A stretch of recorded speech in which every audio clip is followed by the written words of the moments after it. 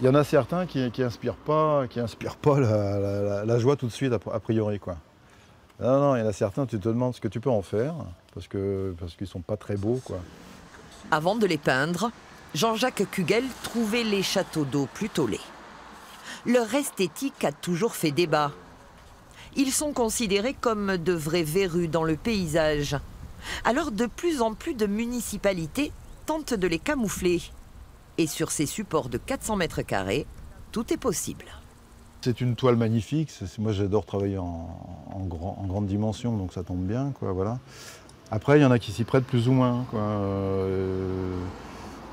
Les cachets, ça, c'est sûr que si ça peut se fondre dans l'environnement, moi, j'aime ça.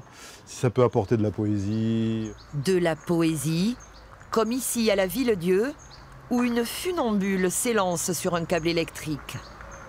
Jean-Jacques Kugel a réalisé cette fresque il y a 20 ans. C'est son tout premier château d'eau. À chaque fois, il s'inspire du lieu et de son histoire. J'ai ma manière de faire, j'ai mon style, mais c'est eux qui vont vivre avec. Et là, particulièrement à la Ville-Dieu, je trouvais que ça faisait il était un peu décalé, en plein centre-ville. Je voulais qu'il fasse raccord avec l'église, avec son environnement, quoi.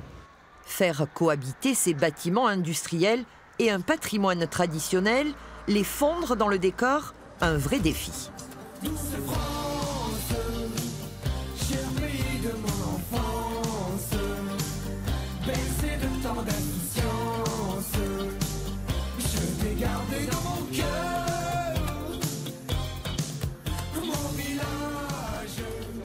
À Lozerte, la municipalité a été visionnaire dans les années 50.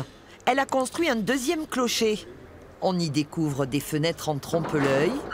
Ce faux clocher abrite en fait le château d'eau.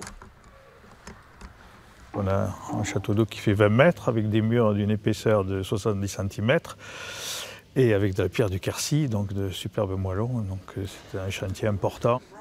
En choisissant la pierre blanche plutôt que le béton armé utilisé habituellement pour les châteaux d'eau, la Bastide a pu obtenir le label de plus beau village de France.